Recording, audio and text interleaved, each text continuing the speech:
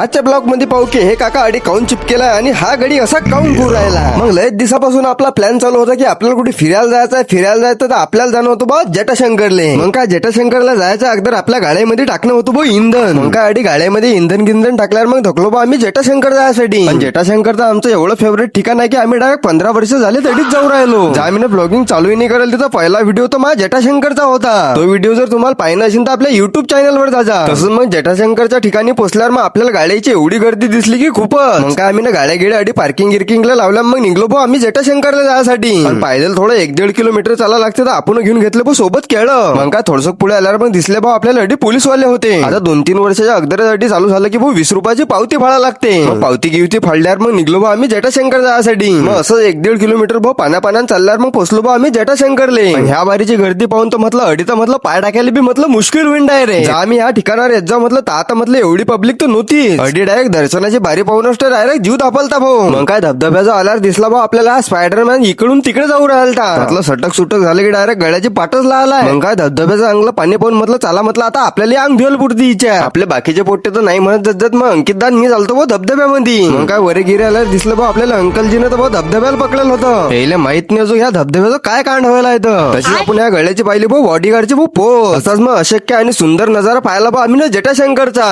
असाच मग अशक्य सुंदर नजारा पाहून मग निघलो बा आम्ही घरी जायसाठी. मग काय घरी जाता आता रस्त्याने दिसली बा हॉटेल तर अंकितदान अजय म्हणे की चला म्हणे एकदा जेवण घेऊ करून. मग काय हॉटेलमध्ये आलो भाऊ 2-4 भाज्या ऑर्डर गिटर करल्या. मग आम्ही टाकला भाऊ टेबल चेंज करून. मग काय बाहेरच्या वातावरणामध्ये आलो मग बसलो बा आम्ही जेवण करायसाठी. पण पनीरची भाजी मशरूमची भाजी तर अशी होईल होती बा ऑर्डरली की पुरी खतरनाक वाली. मस्त मध्ये जेवण खावण करल्यावर मग निघलो बा आम्ही घरी जायसाठी. चला तर मग आजच्यासाठी एवढंच. मग लवकरच भेटू पुढच्या ब्लॉग मध्ये. पुढच्या ब्लॉग पाहायसाठी आपल्याला लाईक आणि फॉलो करायला विसरू नका.